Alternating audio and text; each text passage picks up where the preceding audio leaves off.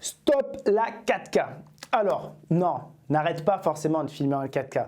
Mais j'ai beaucoup de questions qui me viennent, surtout des débutants, débutantes, ou même parfois des personnes quand même un petit peu aguerries qui me disent « JC, je comprends pas, ma caméra s'arrête, j'arrive pas à monter, mon ordinateur il lag, il bouge plus, qu'est-ce qui se passe ?» Et là, la première question que je leur pose, c'est « Est-ce que tu filmes en 4K ?» Et là, ils me disent « Bah oui, je filme en 4K, c'est trop cool, c'est trop beau la 4K et tout. » Et là, je leur dis « Bah, il est là le problème. C'est que les gens ne sont pas conscients que la 4K derrière, ça a beaucoup de contraintes.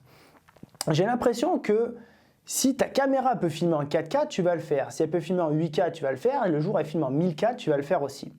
Le souci, c'est qu'il ne faut pas tout simplement penser et se dire « Ah, mais comme ma caméra est capable de le faire, c'est bon, je peux le faire. Et puis après, derrière, tout ira bien. » Pas du tout. Il y a des contraintes énormes derrière avec la 4K. Déjà, la première chose, on me dit souvent aussi « Je ne comprends pas, je filme en 4K, mais d'un coup, la vidéo s'arrête automatiquement. Qu'est-ce qui se passe ?» Première contrainte, il te faut, si tu filmes en 4K, une carte mémoire ultra rapide. Alors après, tu as de la 4K 25 images secondes, 4K 60, enfin 50, 60, 4K 100, 120. Plus tu vas monter en images secondes, plus ça va demander d'énergie à ta caméra. Et c'est là en fait que tu vas avoir de plus en plus besoin de cartes mémoire ultra rapide. Je vais te montrer une petite carte mémoire et je vais te montrer à quel point ça coûte cher. Alors déjà, ça va dépendre un petit peu des caméras que tu vas pouvoir avoir. Déjà, je te montre juste rapidement. Dans la caméra qui est en train de filmer, Canon NDX Mark II, j'utilise des cartes mémoire CFast. Là maintenant, j'ai des CF Express aussi que j'utilise avec les R6, R5. Cette carte mémoire, 512 Go, j'en ai acheté deux. Là, j'ai pour 1000 € de carte mémoire dans mes mains. 512 Go, 512 Go. Pourquoi? Parce que je voulais filmer un documentaire et donc je savais que j'avais besoin de beaucoup de stockage puisque je voulais filmer en 4K. C'est la raison pour laquelle j'ai pris deux fois 512 Go. Là, j'ai 1000 € de carte mémoire dans les mains. Est-ce que tu comprends déjà la première contrainte que tu as quand tu veux filmer en 4K? À quel point ça va te coûter cher, tout simplement en carte mémoire. Ça, c'est déjà la première étape et ce n'est pas la plus dure.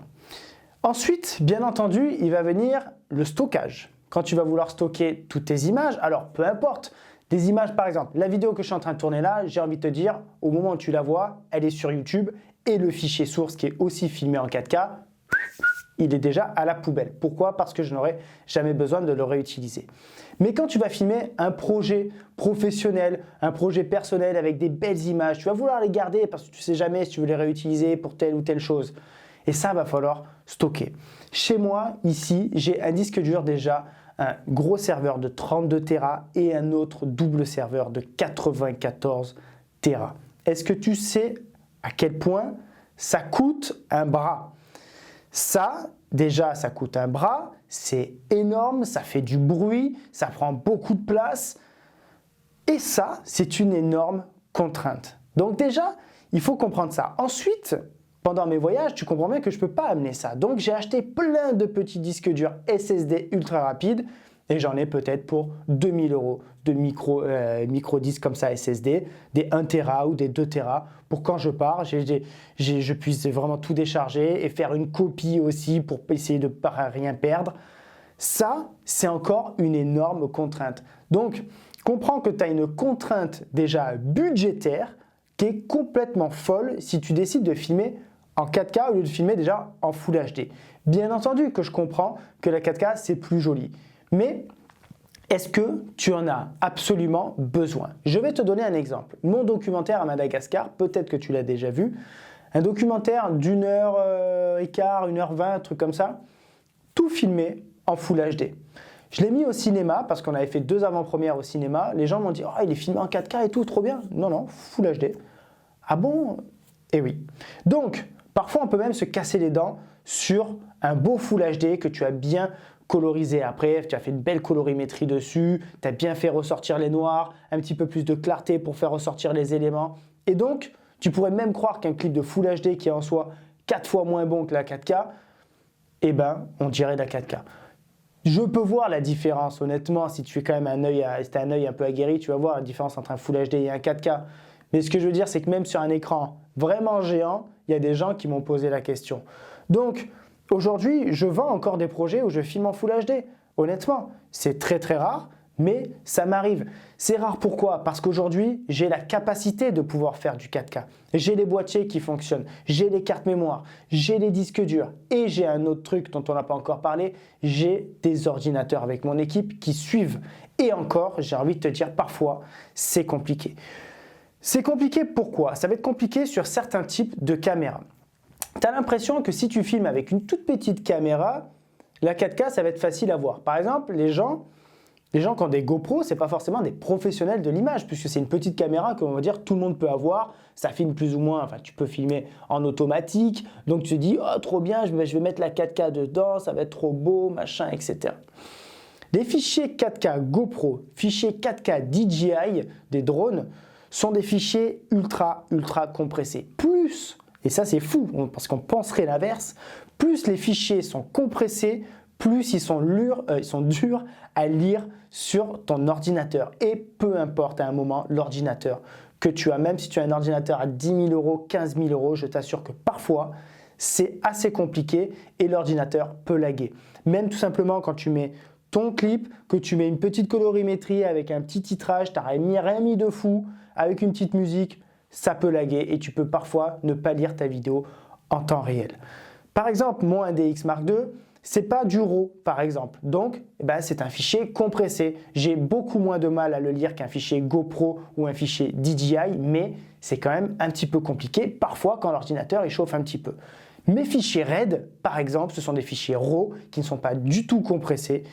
J'ai une très bonne fluidité dans mes fichiers RAID. Alors bien sûr, ça va dépendre de ton ordinateur. Si tu prends un ordinateur complètement bas de gamme, peut-être que le fichier RAID, lui, il ne va pas du tout le voir. Mais sur un bon ordinateur, moins le fichier est compressé en soi, moins il va avoir de mal à le lire. Donc, il est là encore le gros problème. C'est-à-dire qu'un fichier RAID, quand tu es débutant, tu n'as pas une RAID. Donc, tu as plutôt une GoPro, tu as plutôt un drone, tu as peut-être un petit boîtier où l'image est vraiment compressée.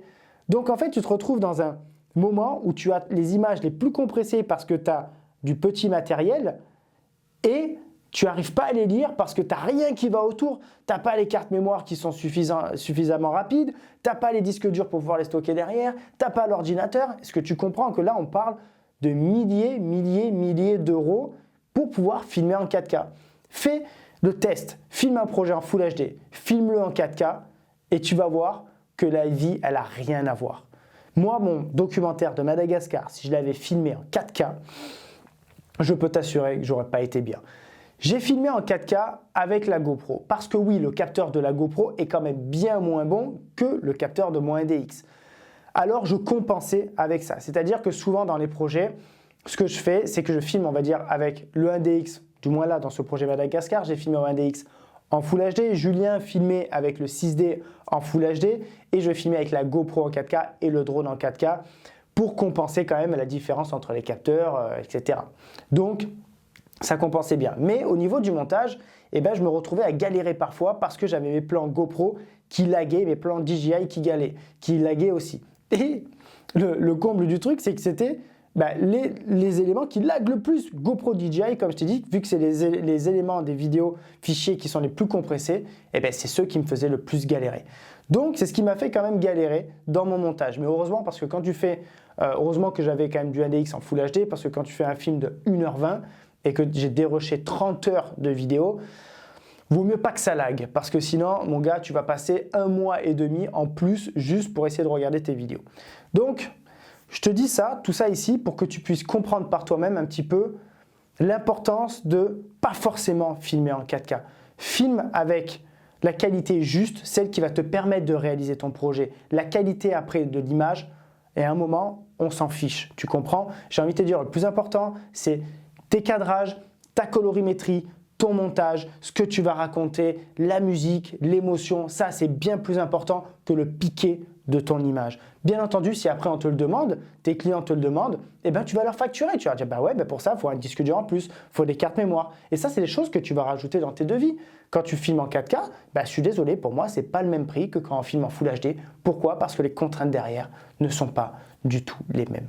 Voilà, donc j'espère que cette vidéo t'aura bien aidé et que tu auras compris l'importance de ne pas forcément toujours filmer en 4K et que tu puisses tout simplement filmer dans la qualité qui te permet de réaliser ton projet sans problème par rapport au matériel dont tu disposes à ce moment-là. Merci à toi, lâche un petit pouce bleu, n'oublie pas de t'abonner à la chaîne et on se donne rendez-vous à la prochaine. Ciao!